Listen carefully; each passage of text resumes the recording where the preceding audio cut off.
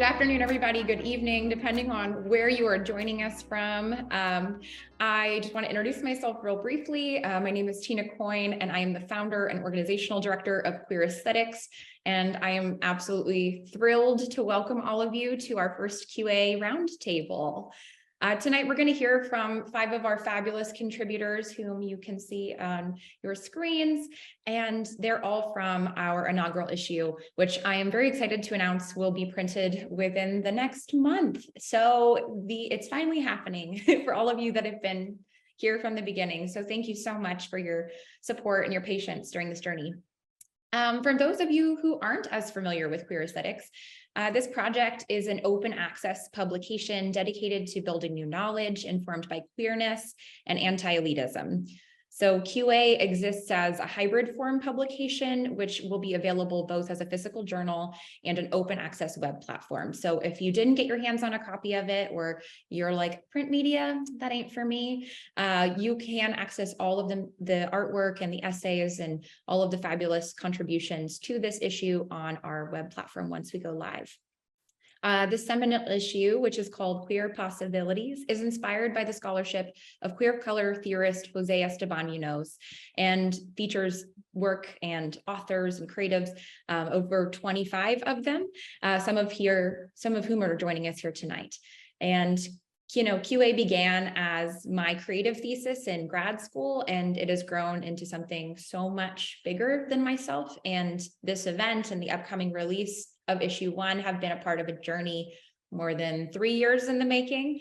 So before we get deep diving into this discussion, I want to personally thank every single one of you for being here, and to the contributing artists and educators, my mentors, and also all of our institutional partners, and all 248 Kickstarter backers.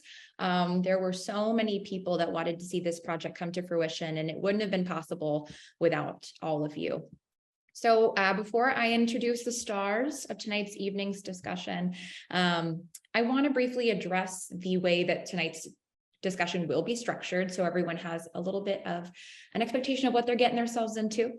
So as I previously mentioned, we have 5 fabulous folks, and we will be having these roundtable questions, and we will ask about 3 to 4 questions on our end, and folks will discuss those together.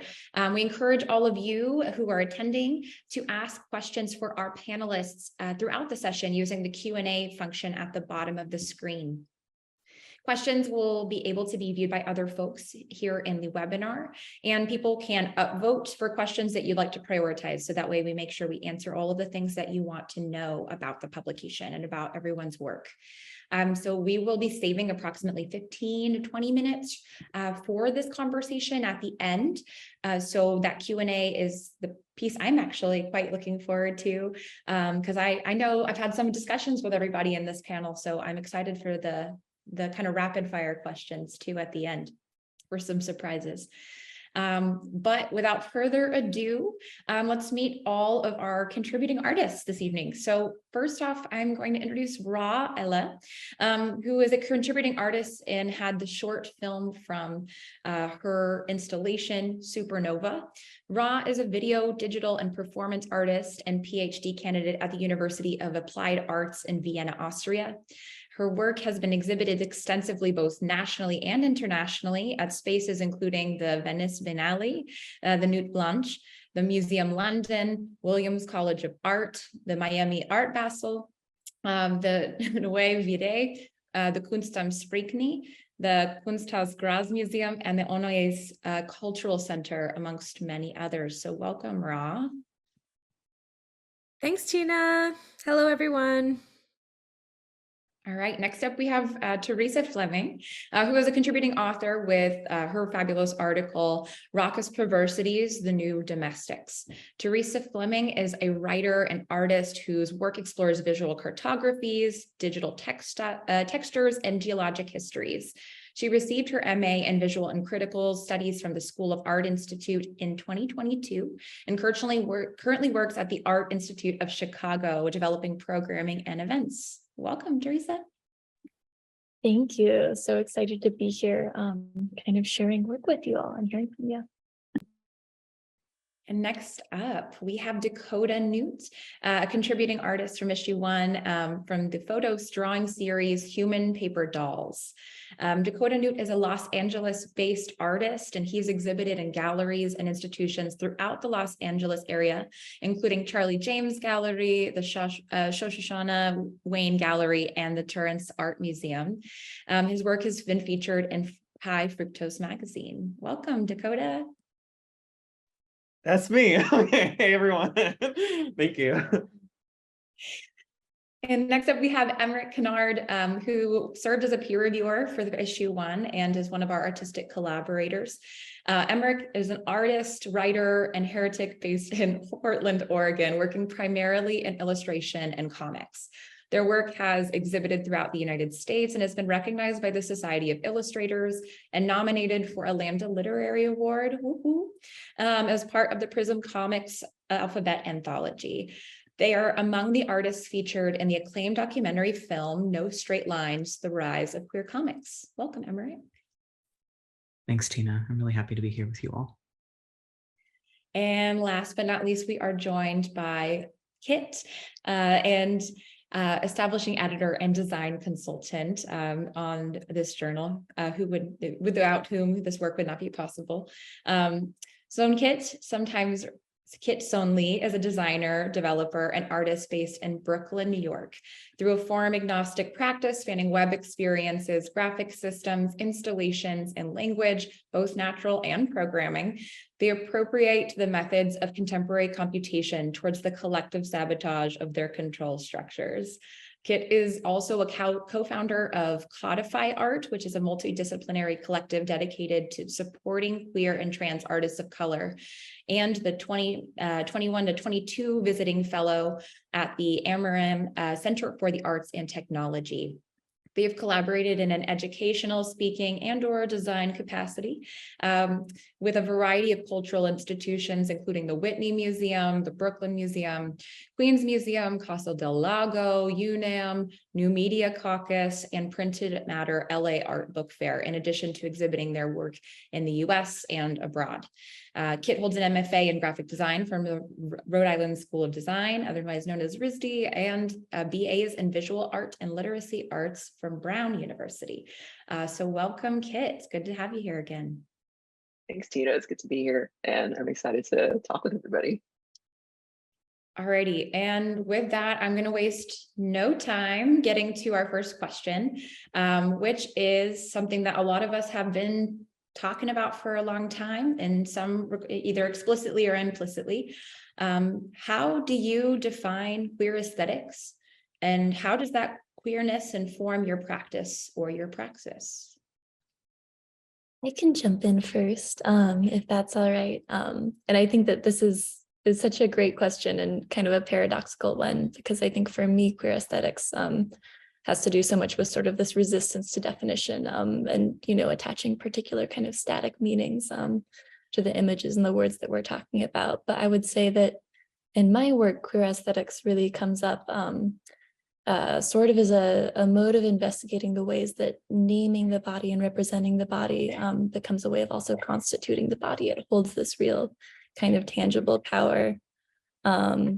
And I think in particular, sort of a way of investigating the ways in which languages and images and this sort of conventional grammar often falls short, and seeing what can be learned and gained from kind of remaining in those spaces of the unspeakable or the inarticulate, and writing into those spaces and sort of exploring the representational potential of those lacks. I know that some folks in here also have talked about the work with the body as it pertains to the body. I was thinking in particular, Dakota, some of the way in which your practice takes shape. Oh yeah. So I mean, I don't know. I think of like queerness is more of like also, I love the otherness you were talking about too. Also, I think of like when back to the body, it's like there's that sense of like transgression with like gender or like sexuality or body norms too. I mean, for me, like I'm a big fan of like horror movies, so I see a lot of like queerness or like more like Cronenbergian body horror. Like I like kind of vibe with that, something that's like more transformed, grotesque, over the top, or just like punkness. Like queerness can be messy. Hopefully that answered something. Yeah, and jumping off of that, and also Teresa, what you're saying about how queerness kind of defies definition, like the messiness of it.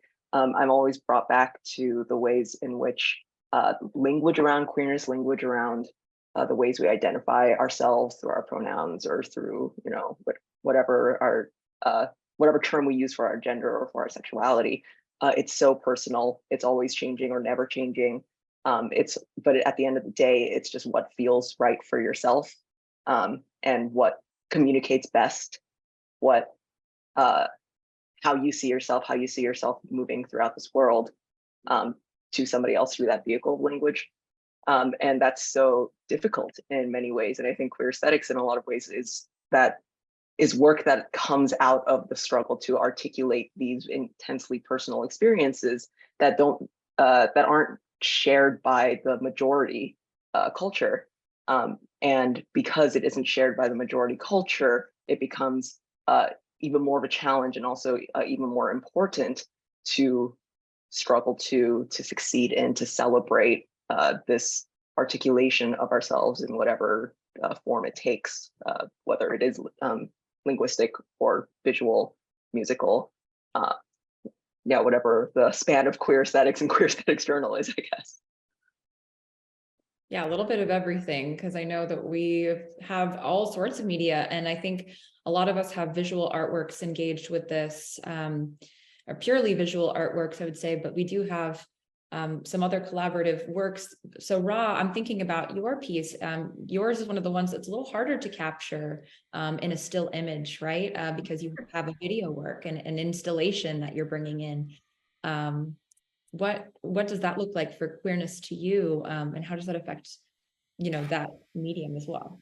Yeah, well, for me, my background's in mostly drag and camp aesthetics, so I'm all about the artificial and the, you know, the colorful and the playful and the celebratory. But I would say that queer aesthetics, at least to me, is very multifaceted, and it looks very differently across cultures. You know, some cultures you can be more outwardly gay. My family is Iranian, so, you know, there's a lot of censorship. Also working with ideas of like queer Islamic practices. So through my characters, I explore a lot of aspects of being queer, whether that is, yeah, through language or through performance, through lip sync, through costume and makeup design is a huge, especially in video. Although I do work collaboratively, as you say, you know, I work with costume and makeup. Well, actually, for Supernova, I made my own costumes out of glue, hot glue, and stuff I found in the thrift shop and just kind of put together. Most recently, I hired a costume maker, and it was a different experience. I was great to make my own costumes, and I was really inspired by the drag artist Lee Bowery. You all know them, and yeah, really also thinking about like queer, like ethnic performances in a queer manner. So working with like Orientalist stereotypes and then queering that is a big part of one of my characters is really focused on and unsettling that. So, you know, the work becomes about desire and fantasy, and yeah, super multifaceted. Oh, we were right. And then my dancing character Coco, who's just like this worldless, you know, utopia through movement and this queer dance style called whacking, which actually emerged in California. I was part of that community. So yeah, I mean, the different ways in which the work communicates, whether that's through movement or costume or aesthetics, yeah, that's, you know, yeah. I'm gonna stop because I ramble. It's welcome here, I promise. Yeah, I attended a seminar today while at my 9 to 5 that was an entire 1 hour safe zone for students and faculty and staff on my campus that was all about the history of the word queer and really embracing that messiness and talking about like, oh, you know, the word's been around for a lot longer than people give it credit for, just like we've been around for a lot longer than folks give us credit for.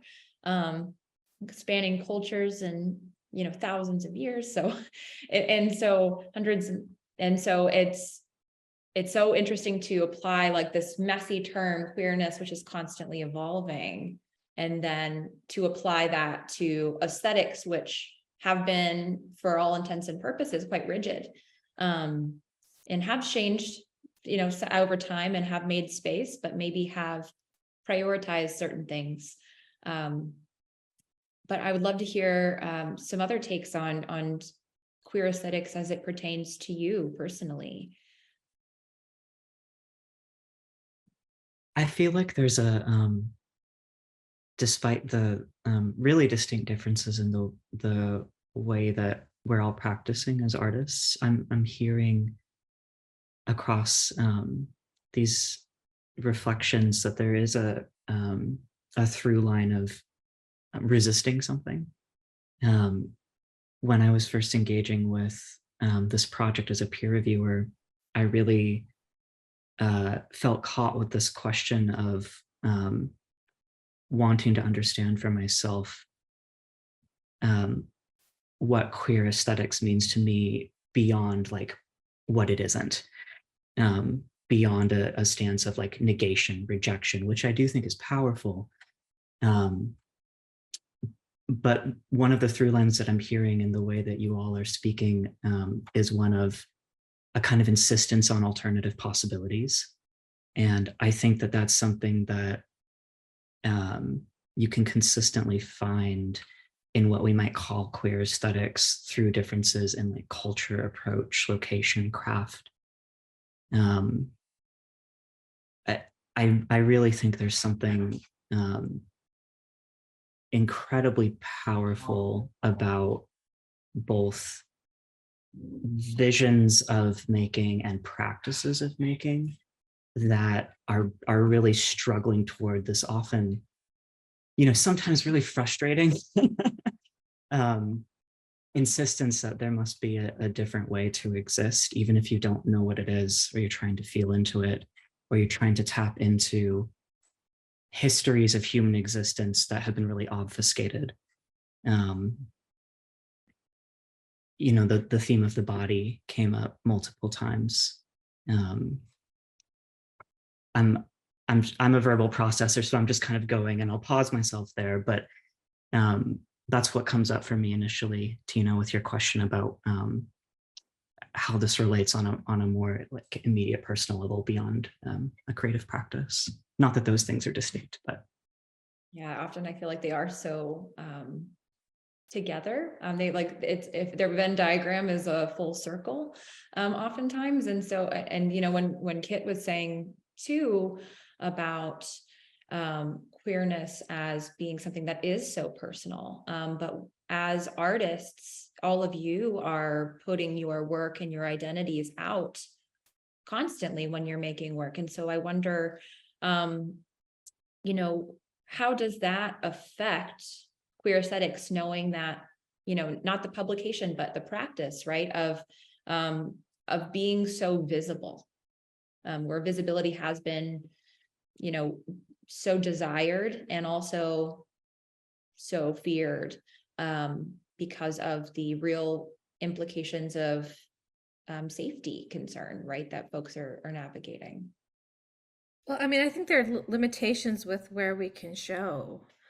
At least, I think probably, well, I mean, I don't know. I have experienced some bigotry for sure. Mostly racism, less homophobia, around Canada. But yeah, like there are a lot of regions where, you just can't show this work. So I think finding out, where it's safe to show is something that we're always having to navigate. And that's just a part of our survival every day. Going out into the world is like learning how to navigate safety. So yeah, I don't know. Though I do find a lot of queer art, or at least Hollywood, or the film industry and the visual culture tends to romanticize or sensationalize trauma more than celebrate, or like there's so much about films about the AIDS crisis, and all these things are so important and historically relevant, and it's about our history too, but there's just not enough adequate a full and like a holistic representation of the community. And queer content, I mean, it's always the coming out story and isolation, and and where is that representation that's like about our survival and our resistance, and the family, those alternative families that we build. And yeah, I feel like it's definitely lacking there for me. I don't know if that was answering anything, but No, absolutely. I think it was. And I think too, you pointed out in film, I certainly think that the same thing can be said. As you've already mentioned, those parallels are seen with gallery acquisitions as well, right? Like we see so many queer artists denoted and only kind of given space when the work had been crucial or pivotal to the pointing out the death and dying during the AIDS crisis, right? And so I think there is such a hyper fixation on these negative aspects of making, that queer aesthetics for a long time was only about like cries for visibility, right? And because that's what we needed to do. And now it has become so different, right? Because there is space for some of the whimsy of your practices. I say blanketing, but I wonder too, I would love to hear a little bit about, and for you to tell folks a little bit about all of y'all's individual practices and how queerness informs the work that you do, outside of queer aesthetics, all of the other artwork and contributions and the writings that you do, or the way that you live your lives. Oh, I guess I could go. I mean, okay. Yeah, I kind of really vibe what you're saying though too about like Hollywood and created images. I almost wish there too is like there's more like when I look back on like films throughout history or even different countries, like that there was more of like that independent, like we did more things on our own. I mean, that's what we do as artists. But like sometimes like within film culture, it's like I would rather see something more like independent. Like recently I saw like a really good 80s like trans documentary from Spain called Dressed in Blue. And I'm like, wow, that's more exciting to me than seeing Bros. I mean, but yeah, so like as a queer artist, like I think a lot of us too, it's like at times, or even with writing, it's like what we do is probably isn't commercial outside of maybe to like other queer people might be interested in it. So sometimes like we wrestle with like, do we make work that can appeal to a straight audience? Like how do we kind of navigate that too? Or like do we make the work we want to make? Do we make our own spaces? Like, are we independently curating ourselves? Are we pushing ourselves out there in like a public thing? Or again, that's why the history of like queerness back to like nightclubs and drag, it's like creating our own spaces in the bar, right? Like when other spaces would have denied us too. So I guess like anyone tuning in, it's like just keep on making your own art wherever it's at. I mean, I came from North Dakota, which had nothing. So even LA with its own issues is better than what I'm used to. Yeah, hopefully that brought something up. Dakota, I have to ask, that documentary you mentioned, it's Dressed in Blue? Yeah. Okay, I'm gonna find that. Yeah, I think God, it might use like the title with like something in Azul. I don't know how to say dress in Spanish, but it's really good. It's really beautiful, like kind of really stylized, also like 80s glam too. So I think it's like maybe like a group of like 6 to 8 trans women. But yeah, it's really good. I mean, check it out. You're like, watch Will and Grace. Just kidding. No, like, What queer culture has been and what we are hoping to shift it to, maybe. some 2000s gayness. Y2K is back, so and more fashionable than ever. And Teresa, I know you started off this conversation right for us about like what is queer aesthetics big picture, right? But I'm wondering too, and maybe you've answered this a little bit about your practice and how that affects the work that you do both at the museum and in your scholarship, and then also within your writing. Yeah, absolutely. I think that and it's so interesting. I think that this crowd has come from so many different kind of academic and institutional backgrounds. And I found that there's often a little bit of a tension between the sort of institutional practices of equity, inclusion, etc., and the ways in which work sort of gets called upon to signify a particular identity or to, speak to a specific kind of box being checked.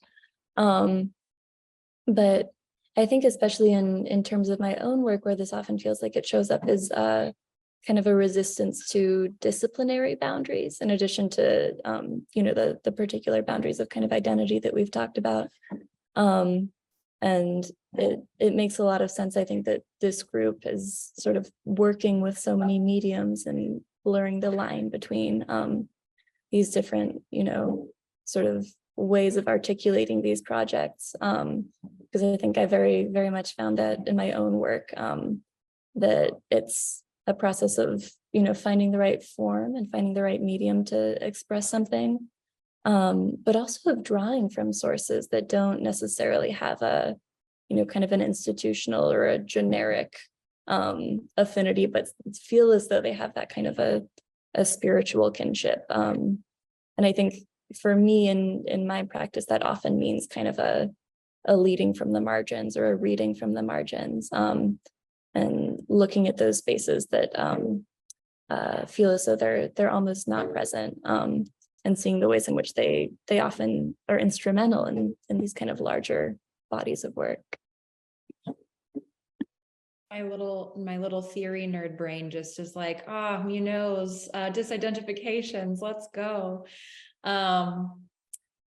Yeah, no, absolutely. I think that those readings have always been so instrumental too, of the ways in which we look back to find ourselves. And I think that's such an interesting thing that persists as well. When we think about queer aesthetics and like queerness period of trying to find queer identities in space, whether that be through media or, within the context of archives, like you have to look for codes, because that was the ways in which we found each other for so long. And Kit, I wonder if you could talk to a little bit about some of the ways in which you work in a digital realm of talking about like thinking forward, right? Because we do talk a lot about looking back and thinking about an analysis, which seems in some ways very contemporary and present and in the here and now. And I think some of your work talks to some of the futures of that. So I was wondering if you could elaborate a little on that for us. Yeah, totally. What's ironic is that I feel like I was talking more explicitly about the future before I started doing all this tech art stuff. But yeah, now that I work in this kind of computation and programming space as a place of research, it's especially more cogent now because of the pace at which specifically machine learning or AI technology is developing. And my arguments and many other people's arguments have historically been about how we're just building on top of technologies that have inequitable foundations. And the speed at which it's growing has not given it any room, has not given anybody any room, much less whether or not they have interest in going back and thinking about and working through the foundations that these fucked up foundations that this technology is being built on top of. And so we're kind of pushing these tech products out to a public that not only doesn't really know how they work, but is using these tools with delight, and that delight spills over into like a defensiveness of this vision of futurity that's being posed by these tech companies, that is kind of closing the door on people who do want to be like, hold on a second, let's figure out like what this is doing and what it's taking, not only from marginalized or marginalized communities, but just from the general public as a whole. Yeah, I feel like if I keep going from here, it's going to turn into a tangent, but this is a particularly interesting question to me because of the fact that the work that I do now isn't read as explicitly queer. And so going back to the question of queer aesthetics, it's like, that is a very personal question for me because my work over the last 4 or 5 years and what I've become known for has lost the recognition of it having any sort of queerness, whereas my work before was more explicitly queer or whatever. And so the stuff I was getting invited to and curated into And the way I was talked about was through this lens of queerness, and now it's purely through a lens of technology. Why is that dichotomy being set up? Why are those mutually exclusive? Does it speak to this kind of exclusionary future that's being built in tech? Or is there a way to, or is the way that I'm thinking about it already queer just because I am queer? Are there perspectives that I could possibly bring in by virtue of my lived experience as somebody who is terminally online and also gay? Maybe there's someone out there in our that's tuning in who will want to pose a question later about is AI like how will AI be queer? Like, will human life be queer to the machines that will inevitably take over our lives and already have? But we're not going to existential dread. That is not my goal here, folks. So let's stay, though we can touch on it.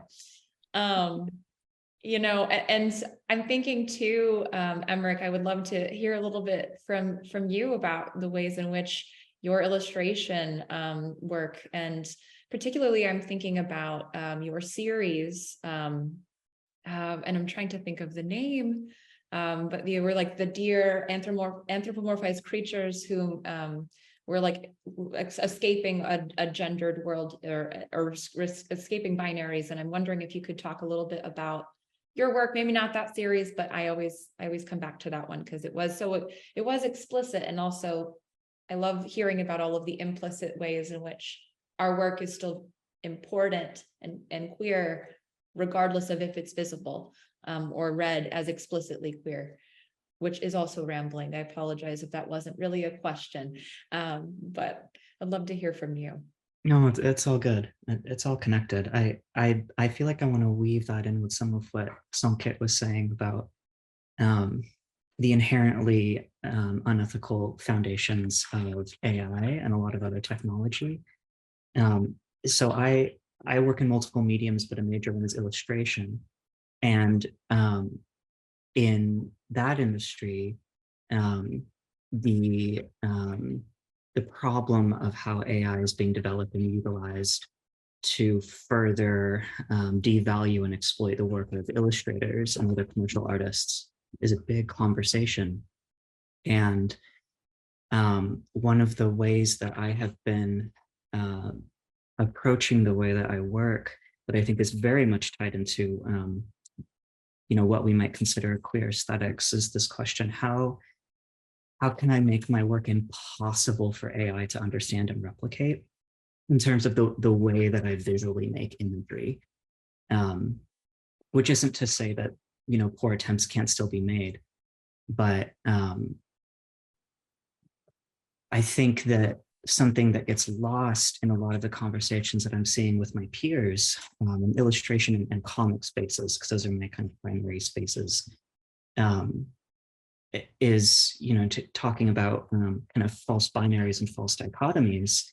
The conversation often gets oversimplified down to AI is bad, AI is good, and I feel like those are the wrong conversations to be having. The potential of that technology is incredible. It's a really interesting tool. We could use it to make amazing things, and when it's being developed explicitly within a late stage capitalist framework, the expectation is that exploitation is the norm, and that gets lost.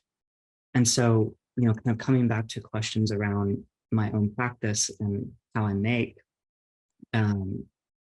hybridization and things that are like uncategorizable, chimeric, are really, really big themes in my work.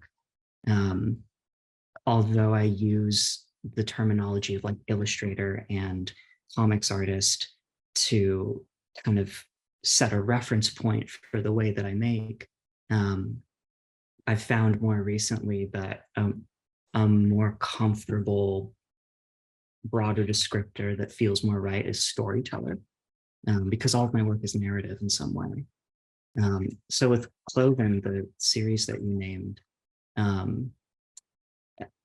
anthropomorphic creatures show up a lot in the way that I make, and I would actually love to. I don't want to hijack your facilitator role, Tina, but I would love at some point to hear a little bit more from you, Dakota, about like themes of monstrosity in some of the work that you've been doing and creatures. Because I find that as a trans person really, really compelling. You know, I think all of us here have had experiences where our bodies have been like rendered monstrous by other gazes in different ways. And there's a really distinct experience of that for trans and gender non-conforming people. And that really heavily informs my work. I love monsters. And I think that there's a lot of beauty and power that can be claimed for queer people, not exclusively trans people when I say this, that can come from embracing these notions of monstrosity rather than trying to play the respectability politics game and become more acceptable. Because as we've seen, that never works, although it's a very real survival strategy.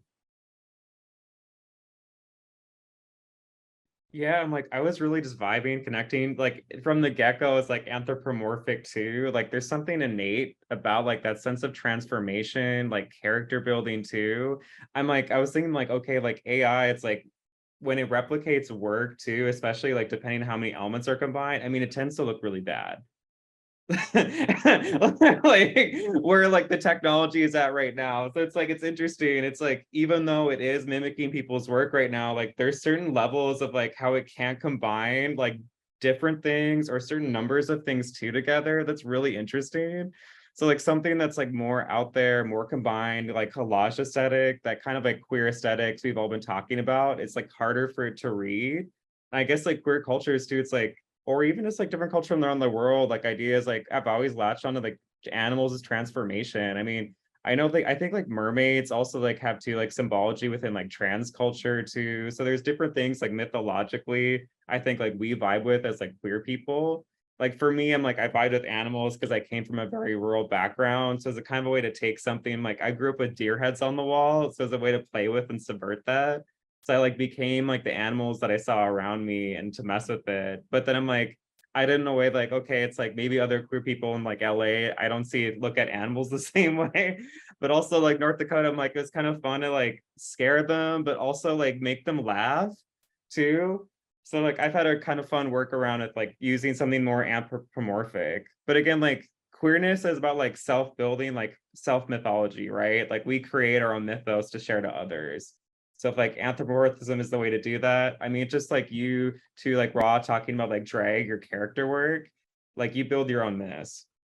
Yeah, I'm like, I'm so drawn to, and I know that we've had so many behind the scenes conversations around like my personal interest in horror and the ways in which a lot of folks tend to gravitate towards those things, those themes of monstrosity, of like rejection, of reclamation, like, and queer coding falls into that too, of like the villain, you know. I think a lot of people are drawn to those over aggrandized characters because that's where we had seen ourselves for so long. I'm thinking about the camp too, that you were just speaking on to, Dakota. Rob, maybe you could talk a little bit about some of, I know you've spoken to the camp and where you took that from Lee Bowery and from drag, and, you know, knowing what we know about the contemporary culture right now around drag, and where that's going within, at least the United States, into particular states. You know, I wonder like the place and the publicity of drag. I think of that as such a resistant strategy too, and like how it is viewed as monstrous to potential dissenters of people who are antithetical to our existence right now. Again, maybe not so much a pointed question, but maybe to, you know, to talk to the interest of camp and like how that's being used right now, or if is there a revival happening of camp aesthetics, and pulling out those tools in our aesthetic toolbox, so to speak. Well, I have a lot of different characters, especially in the Supernova work. There's 7 of them that I perform. So some of them are more campy than others. Some of them are more inspired by my French upbringing. So you get a bit of circus arts in there too, and mime with the Coco character. But yeah, it's not for me, camp is really along the lines of what Susan Sontag was saying in her notes of camp. Like, it's about the artificial, it's about challenging authenticity. It's this, it can be really outlandish, but there are also subtleties. And with Coco, I've been, and bringing this also back to the conversation of tech here, looking at the body as this kind of like liminal space, this alien space. It glitches, the character splits and soars. In installations, they're like traverse amongst multiple channels. I'm exploring the character's like body and materiality through light design right now. I'm like glitching light and having light shift across the gallery and bounce around. So there's a lot of room there. It's not necessarily camp, but it is, it's another way to explore, I think, like a very liminal queer subjectivity, for me at least, and combining that idea of alienation and liminality and hybridity and bring that into the conversation with the diaspora is really what I think is at the heart of my work. Because for me, alienation and monstrosity means a lot of things when you embody an intersectional identity, right?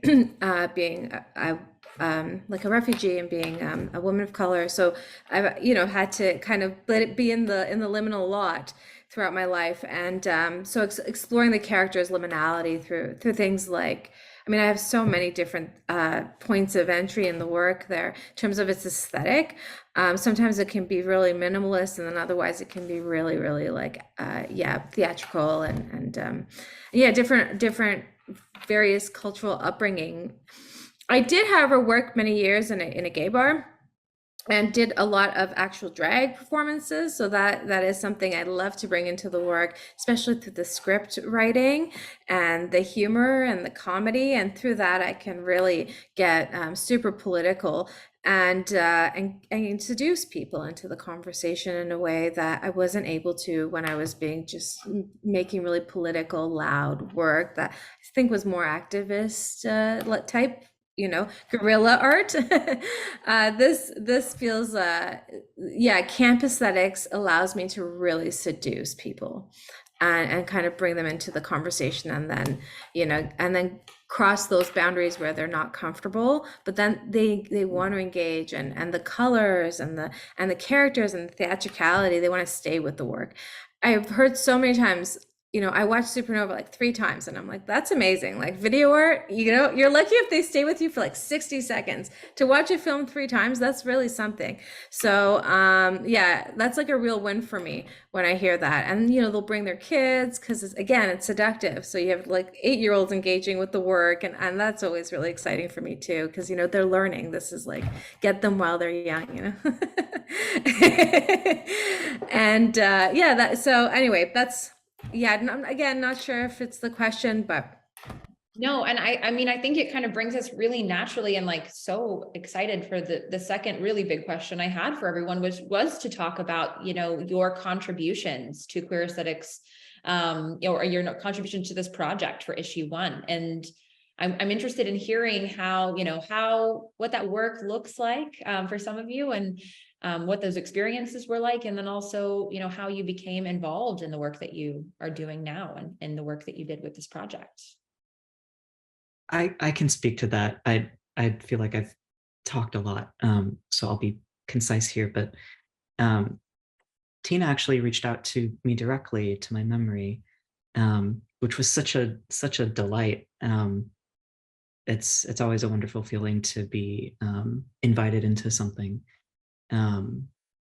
And I was really excited about the opportunity to serve community in this capacity as a peer reviewer, especially because of what was happening in the world. I think when you first reached out to me, Tina, it would have been like early summer of 2021 at the latest, I think, when the work of the peer reviewing started to happen. And so in my own life, it was a time of relocation, isolation. I moved state lines to be closer to family because of the many impacts of the pandemic. And though we're still very much in it, there was a kind of fresher experience of the fear and the uncertainty of how many changes were happening so rapidly. And so for me, it was a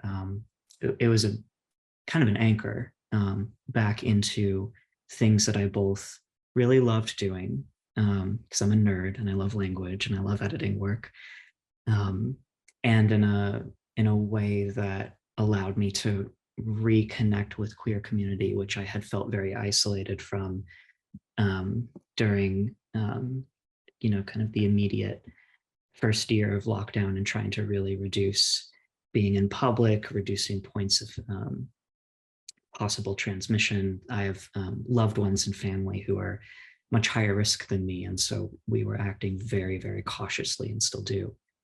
And it was wonderful. And actually, Dakota and Ra, yours were among the works that I reviewed. And I was one of those people who watched Supernova at least 3 times. And so it's really fun to be able to connect with you in this space too. And I think the reviewing took place in batches. I think probably by fall, like late fall 2021, I probably wrapped up the last of my direct reviewing, but stayed in communication with Tina. And it really helped pull me through such chaos to have that to fall back to, and be kind of reinvigorated by seeing so much incredible work from people who I may not have encountered their practices otherwise.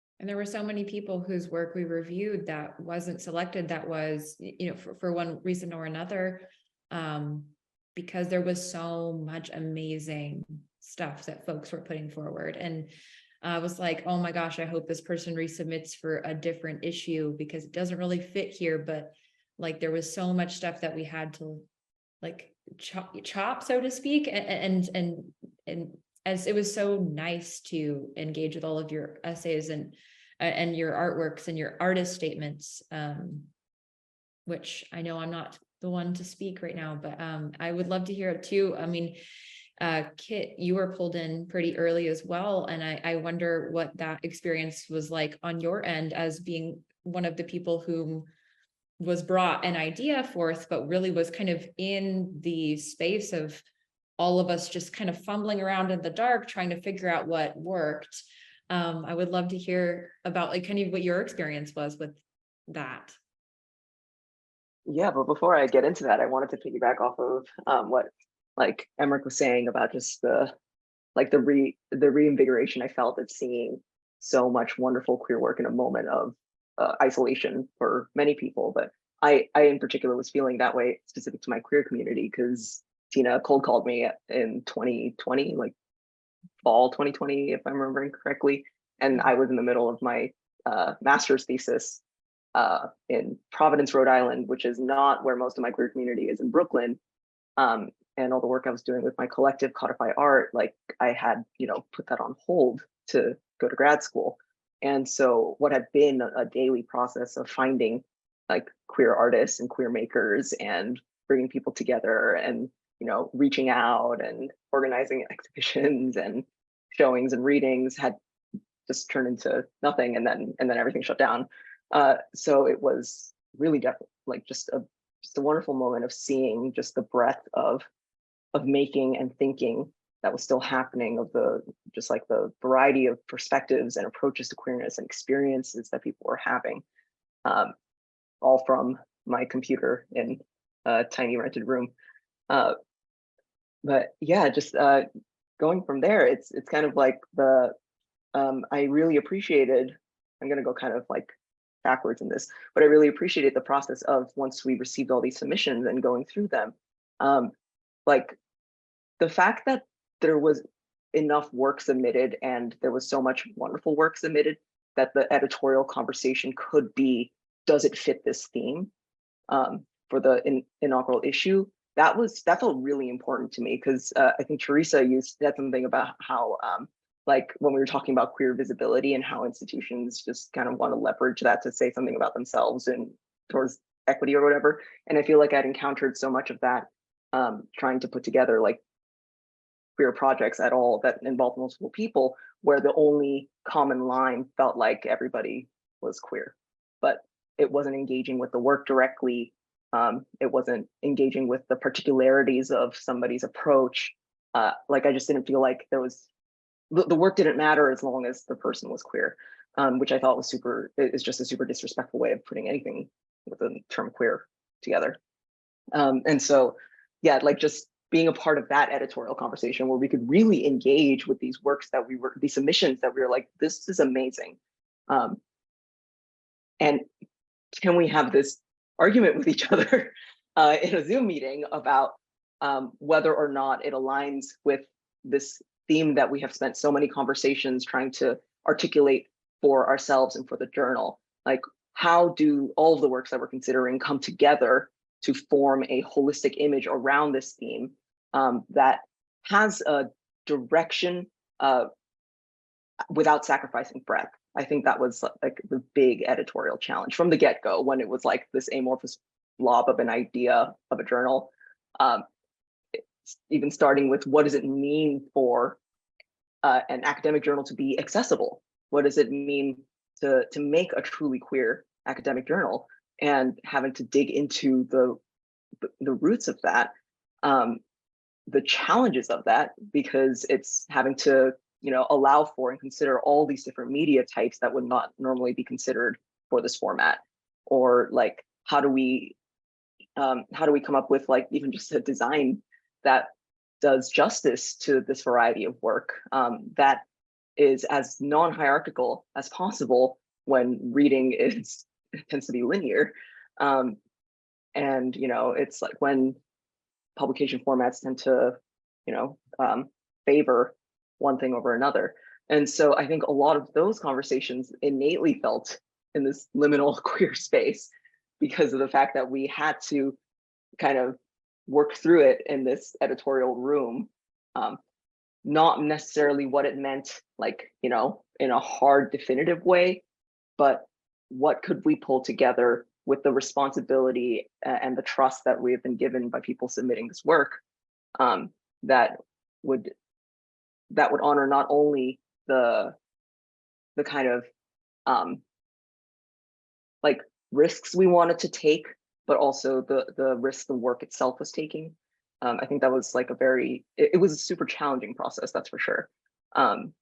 And I don't know if we got it right, but I know that the spirit of the room was just, yeah, really invigorating, to just be able to have those conversations with people who really genuinely cared to do it right as possible, even when it was definitely not the easiest way to go about it.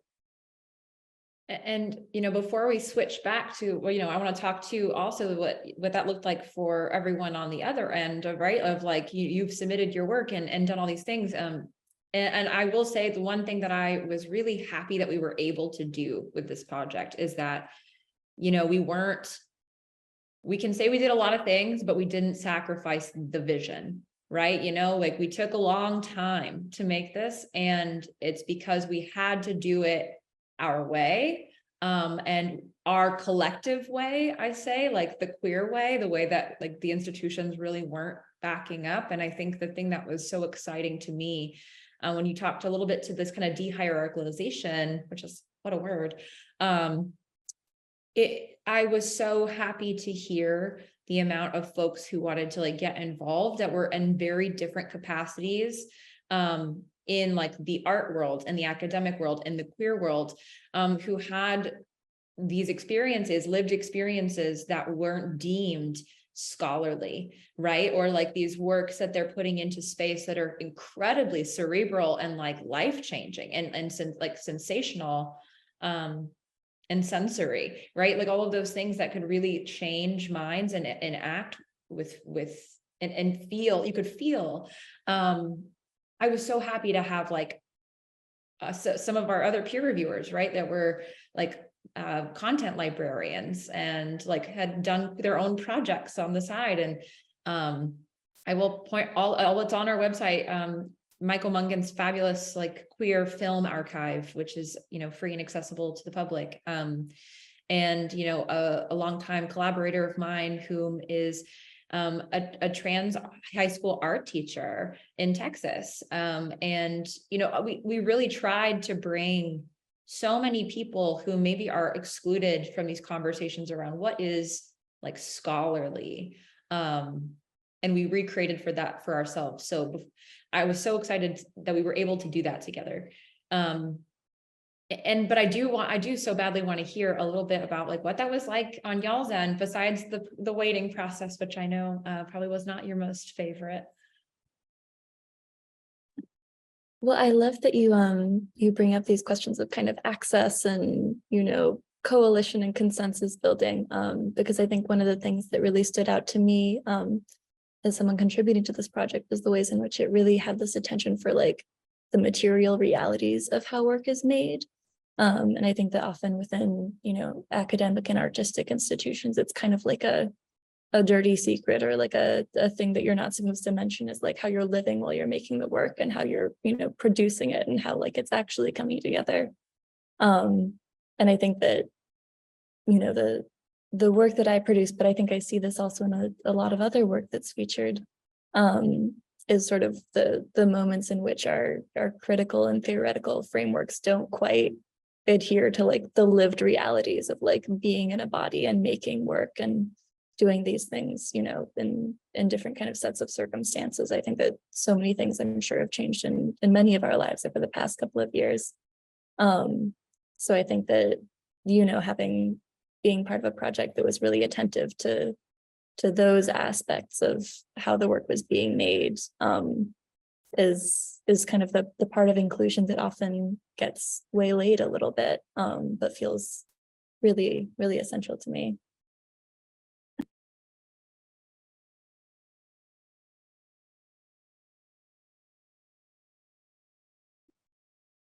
Yeah, I guess like speaking of to like this celebration of queerness, it was really exciting that it's, by queer people for queer people. I feel a lot of times of like scholarship and writing to privileges artists who already are represented by a gallery, and artists who are represented by a gallery also tend to be mostly straight. A lot of artists I think of who are queer, who are represented, like friends, more of people I know, it's like too, like that's not really the focus of their work. They're dealing with other themes within their gallery things. Like they're not really, maybe, I don't know if they're fully allowed to embrace their queerness, or again, like that's just not what's sellable in terms of like in a gallery context. So something like this, that's really just like a celebration, like from us for us, is just really necessary. And it's also a great snapshot too of like where we've been at, like as queers online. I was like, oh my God, 2020 to 2021. I'm like, okay, there's trauma here, but also pride. There's an essay that all of you, I hope, have the delight to read in the first issue, that's about hyperpop and the arrival of hyperpop when we really needed it in the times of the pandemic. And I just really urge you all to read that as well, because it immediately comes to mind.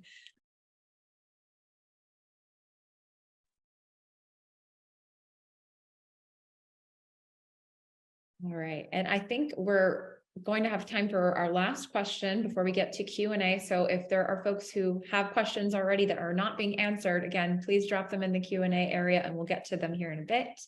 I'm sure the six of us could talk for hours without prompting, but I'll go ahead and bring us to our last question that we've prepared, which is, it's no secret that, we're having this virtual celebration and this publication is coming out, and it is in the midst of one of the most unprecedented kind of attacks on our community in many moons, and this wave of anti-LGBTQ bills and legislation, which is all particularly aimed at our trans youth and education.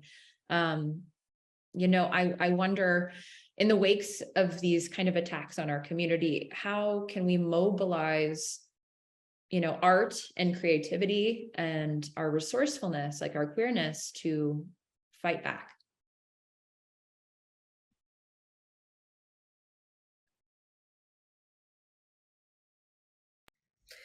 This type of question always gives me anxiety because it does feel somewhat existential. Like, what am I doing? Am I contributing enough?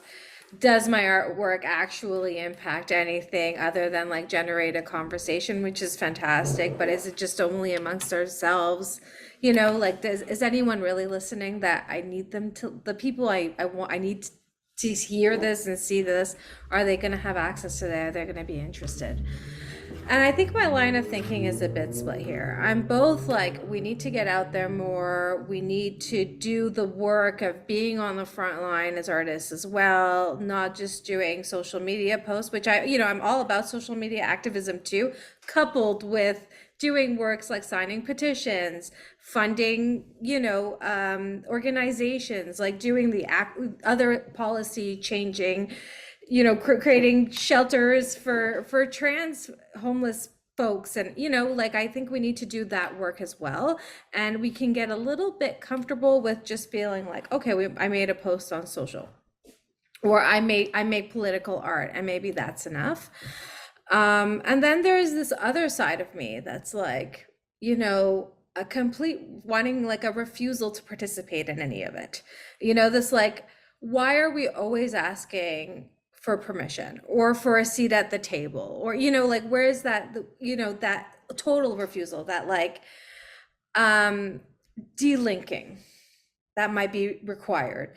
So I don't know, I'm constantly, it's like delinking is such a utopic idea, this idea that I could just delink from everybody and nothing would impact me ever, from society at large, and just create this alternative family and live in my little bubble. But that's not true either, right? So like, you will always be impacted. Your community is always going to be impacted. And yeah, I mean, I think I tend to want to go towards, the more of the frontline work with the art itself. Institutionally, we're so often ghettoized. We're in these marginal spaces and these alternative art spaces. I mean, I don't know if you have artists run centers in like that are funded by the government, like we do in Canada.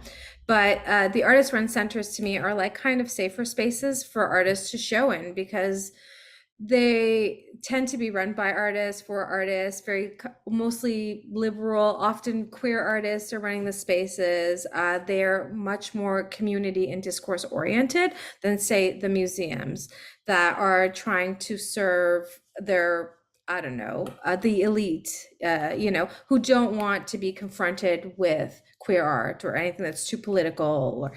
Or again, like, I find maybe this is different from America, because I do find some, like, when I'm in New York or LA, I see a lot more provocative and, politically, outwardly political art, much more than I see here in Canada in the museum spaces. So yeah, I mean, we recently had a show though at the National Gallery by General Idea, which was A.A. Bronson, and that was a really great show, but really, again, centering that narrative of AIDS. And yeah, so yeah, I don't know. Yeah, it's one of those things, am I doing enough? I never think I am through my art. Like, I feel like I need to do the actual frontline work too.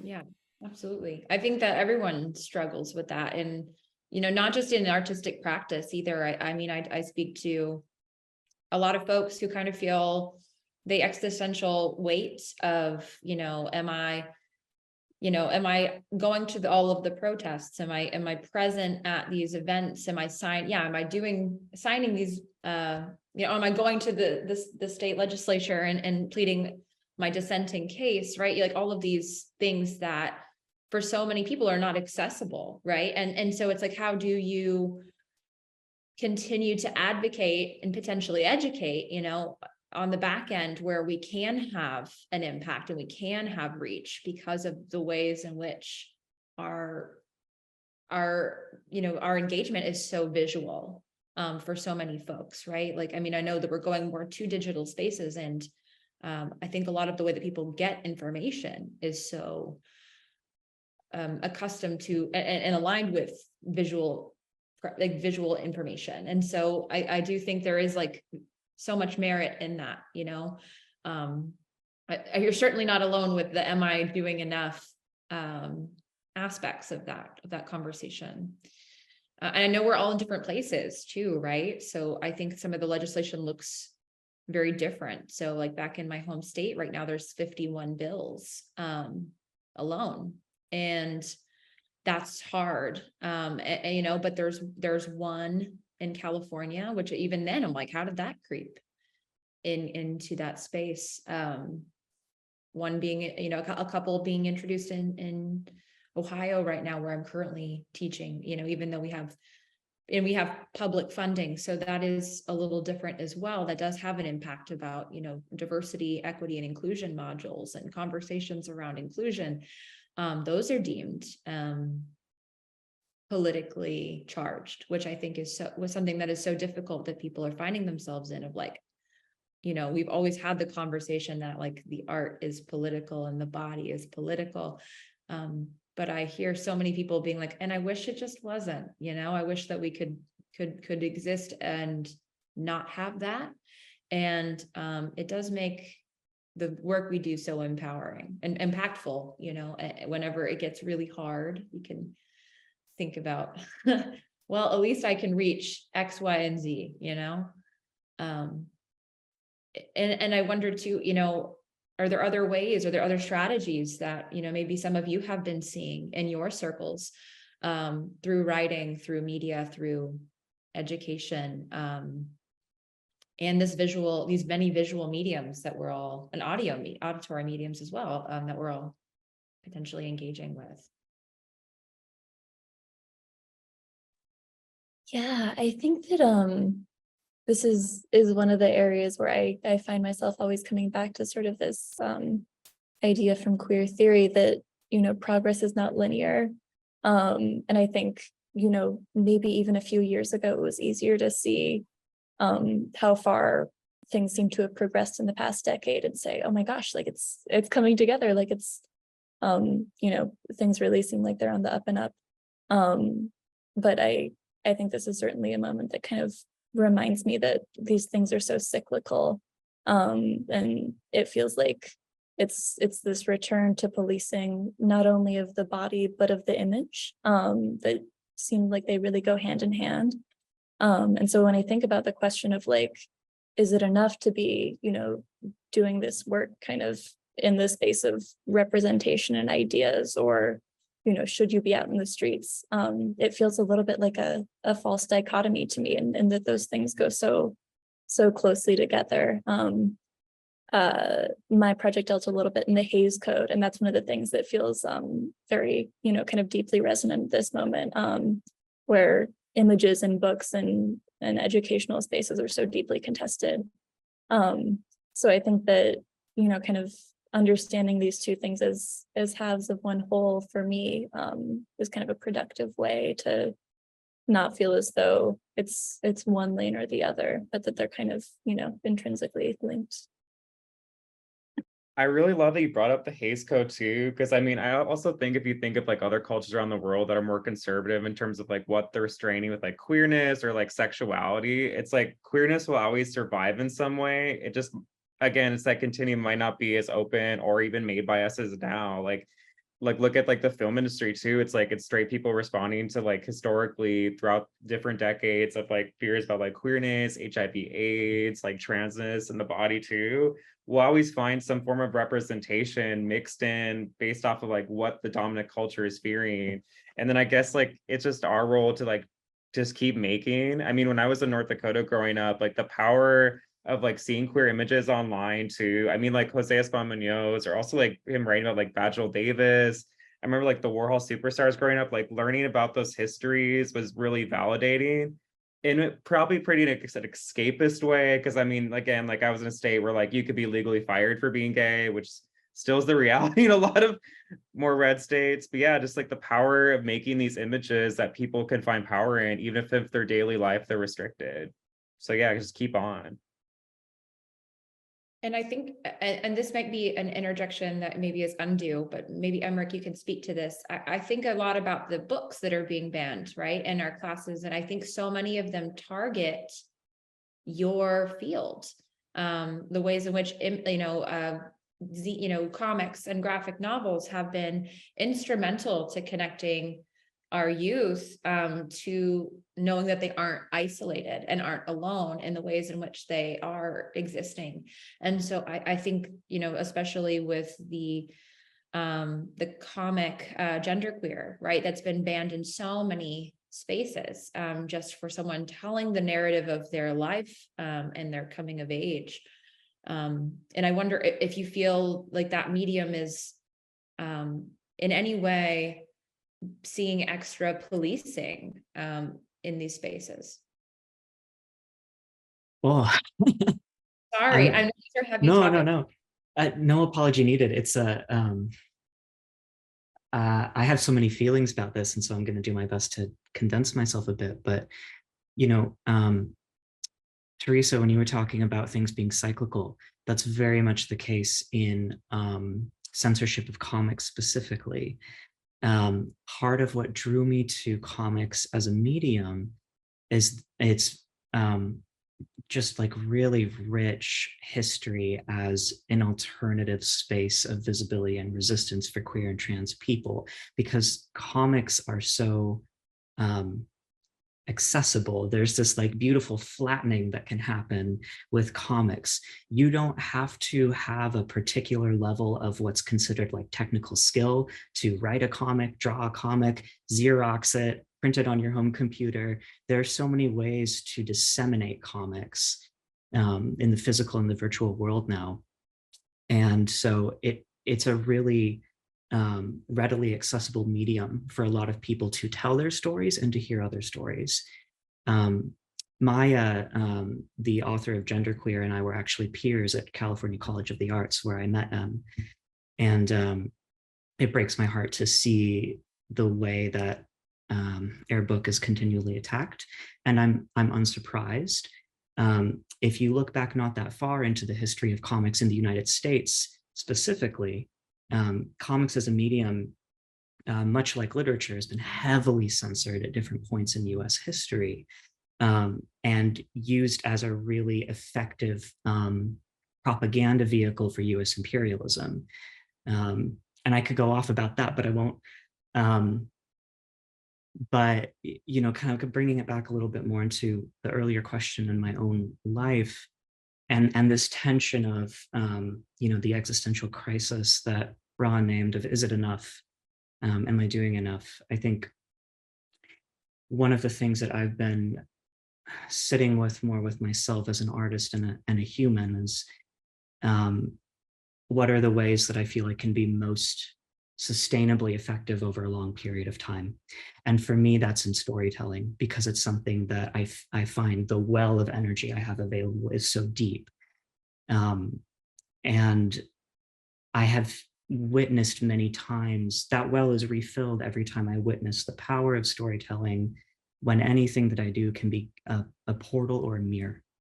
I remember the conversation that I had once with a parent who told me that a particular work that I had made for an article actually with Mother Jones magazine about the experiences that trans women often have in dating app spaces.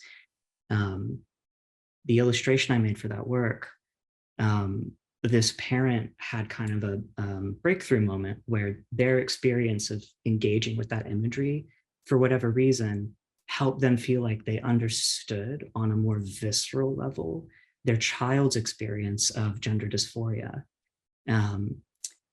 And, I've had other conversations where other mixed queer Korean American people have reflected back to me that some of the work I've made allowed them to access something that is not often in reach for them. And so that's something I know I can keep doing. And it's something that I'm passionate about continuing to do. And I think alongside that, in terms of thinking about the cyclical nature of this violence, long-term strategies of resistance, I'm really trying to encourage myself and everybody around me to try to build the world that we want to be in on like the smallest scale, the domestic scale. You know, with my own trans family, we talk about this stuff daily.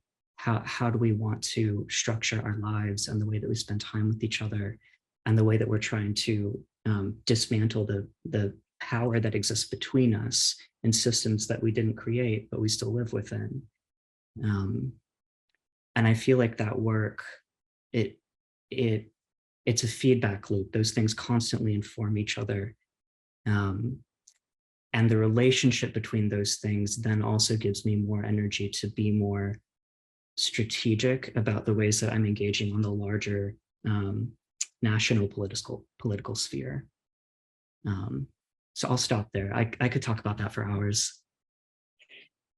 Absolutely.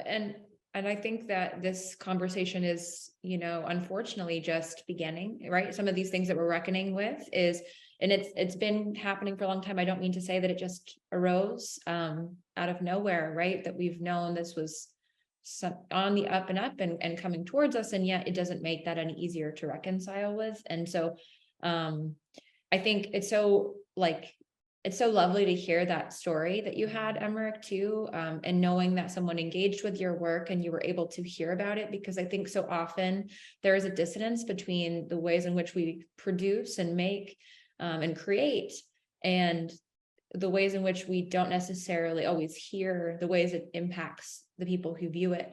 But you have to trust that all of you are making work that people are impacted by. And, you know, I think that's something that's really important to hold with it. If you're an educator, or if you're an artist, or if you're an activist, you will never know all of the lives in which you positively impact. And yet you have to just remind yourself quietly and to yourself that, you know, you are making those steps, because you're not just sitting on your ass. And you know what, sometimes you need to, sometimes that's what we need, is rest. In between all of this, and you know, we do have a couple of questions now, and I'm so excited to get again to this hopefully lovely, messy Q&A portion. So we have two really fabulous questions. So I will go with our first one, which is an anonymous attendee said, bouncing off of the last question that we had in this panel discussion, in what ways do you see queer aesthetics as rebellious? And have any of you as artists openly been confrontational or rebellious with the aesthetics that you bring to your work?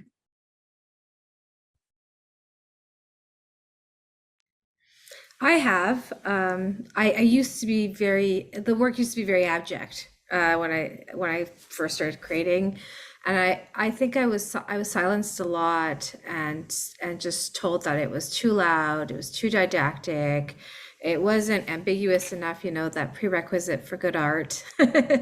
And why are you so angry? Why are you so bitter? Why are you doing this to us? You know, why are you so loud? So I had to find different ways to communicate, and that's why I went towards humor.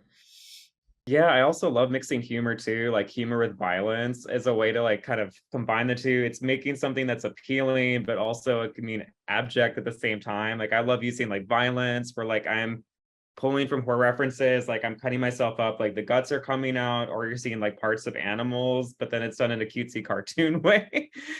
But yeah, like that's like queerness too. It's like kind of delivering it. I mean, like I think of drag too. It's like how to blend the lines between like appealing and also like horrifying and amazing. It's like Divine and John Waters, that like perfect mix going on right there. I'll say very briefly that some of the work I've made, I would say yes to this question because it's directly rebellious, specifically against Christian institutions. That's a trauma that a lot of us have experienced and that I've experienced in my own family life. I have a work called Mephistopheles that is literally a demonic monologue, making an argument against the tyranny of God. It's not meant to be read as a literal complete rejection of an entire spiritual tradition. Rather, it's intended as an openly rebellious critique of the violence of institutionalized religion. And it's been received many ways. And it's so beautiful, might I add.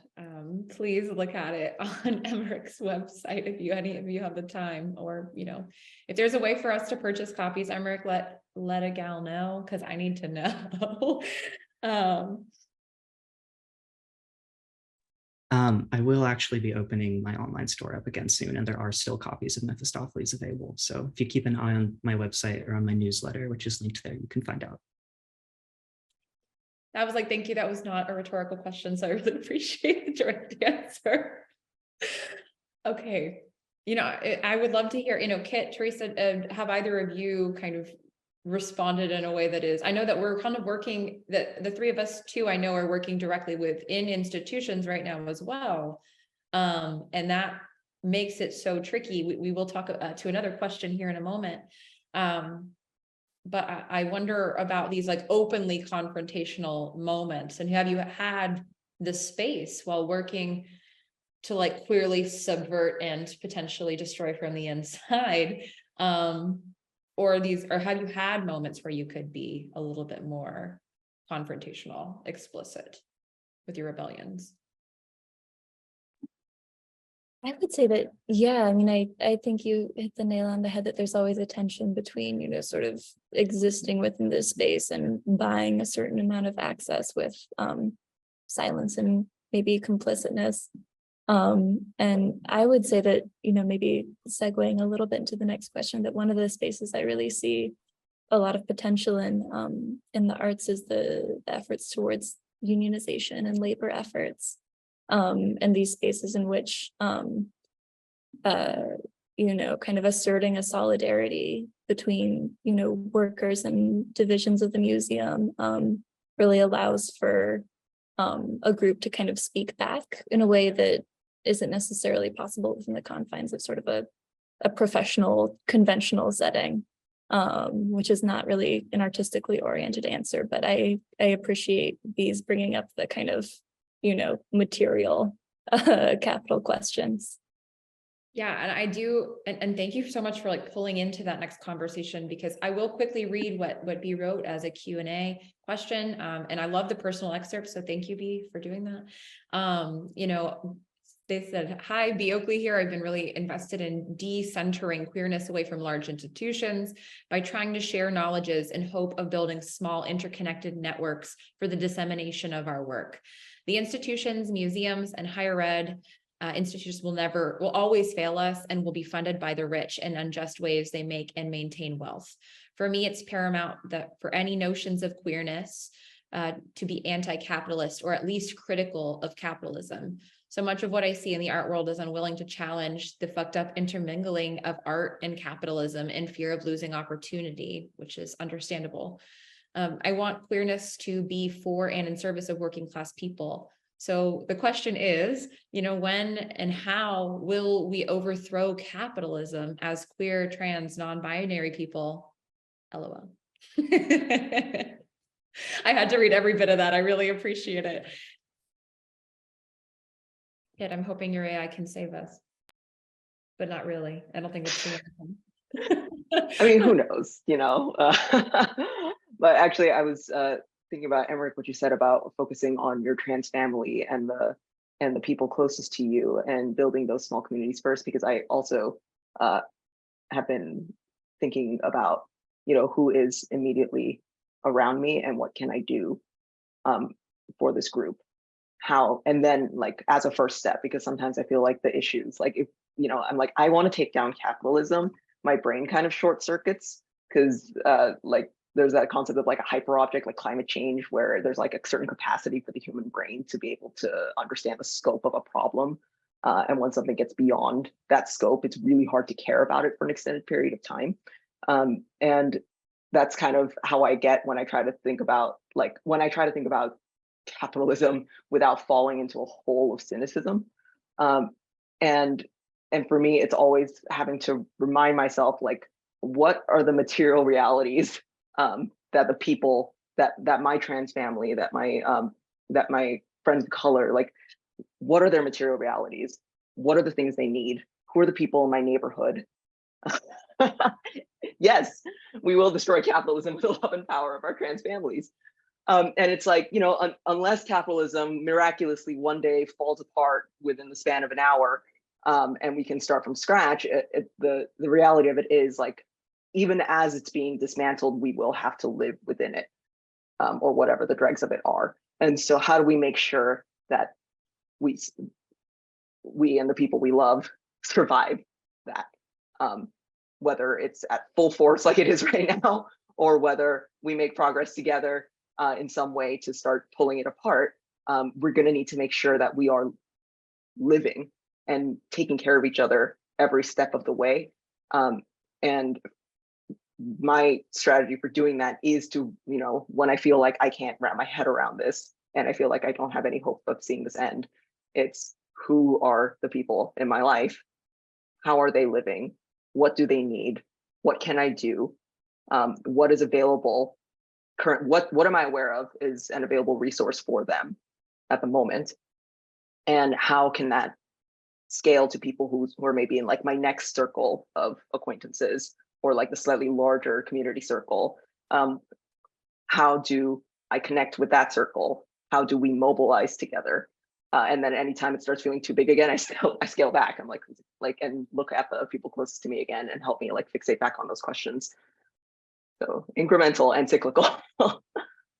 And so rooted in mutual aid and sharing of resources, like you've said, and these things in which, you know, creating these networks, as Bea has said, whose Gender Fail Press, by the way, Bea is one of the folks behind the folk behind Gender Fail Press, and has done amazing work with creating these networks and sustaining them, and also making sure these materials are accessible, and was a supporter of this project. Obviously, you're here, and I appreciate that. And so, you know, how can we take these small pockets we have and start pushing them together and making these, we're so far apart in distance, but we have so many shared joys and ideologies and beliefs and ways in which we would like to see us to come to like the collective joy that all of us deserve. And so I want to leave you all with that hope, right? Is that like, you know, let's try not to lean too far into the existentialism if we can help it. Just analyze that for as long as you can tolerate, and then step back, and then give yourself some space and make something that brings you joy.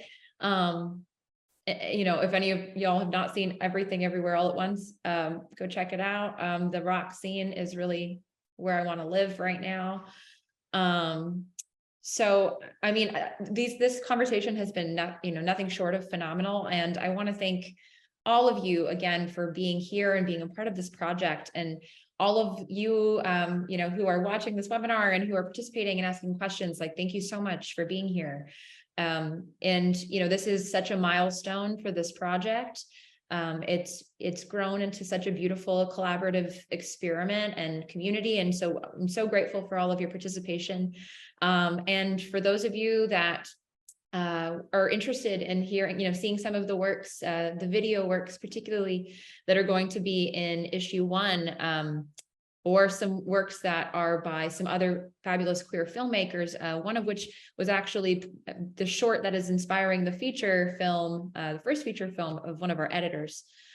So we're ecstatic to show those next Saturday at our queer film screening, which is going to be from the same time as this evening, 7:30 to 9 p.m. Eastern. And again, those things are available via Eventbrite through our Instagram. But I do want to say thank you again in summation. Last closing notes. I know we're a minute over. You can all be free very soon.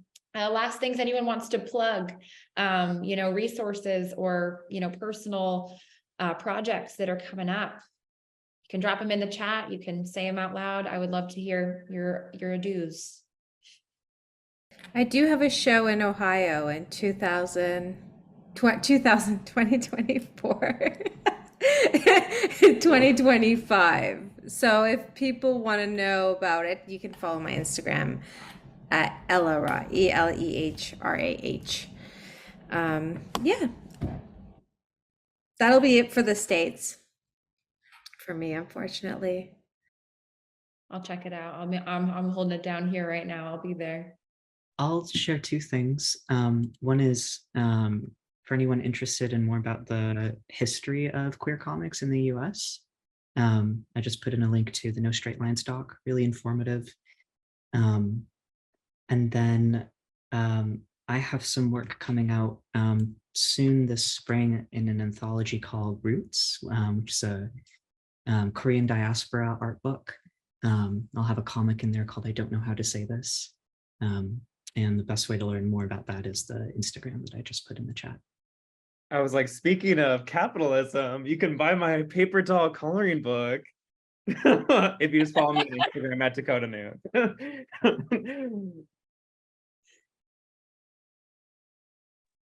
I'll have a work that I'm releasing independently coming out of some of my thesis work at the School of the Art Institute around nuclear contamination and bodies in the military industrial complex. So likewise, I will drop my Instagram in the chat. Not my plug, but my friend John Key's show opened in Highline 9 Galleries in Chelsea last night. And so if you're in New York and you want to see paintings of beautiful queer family lingering after the party together, I'm going to drop the link to John's Instagram in the chat. Perfect. The show's up through April. And I will be putting those links in the Q&A section for folks.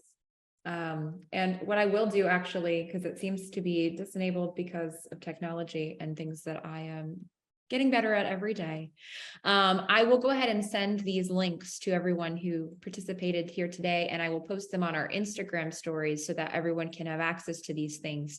And once again, I just want to thank everyone for being here and for coming, and I hope you had a lovely evening, and we hope to get all these fabulous people's work in your hands very soon. So keep an eye out for updates. You can follow us on our Instagram, if I'm assuming all of you already are. And if not, you can also sign up for our newsletter on our website, which is queeraesthetics.org. And with that, I hope you all have a lovely Friday. Thanks for being here.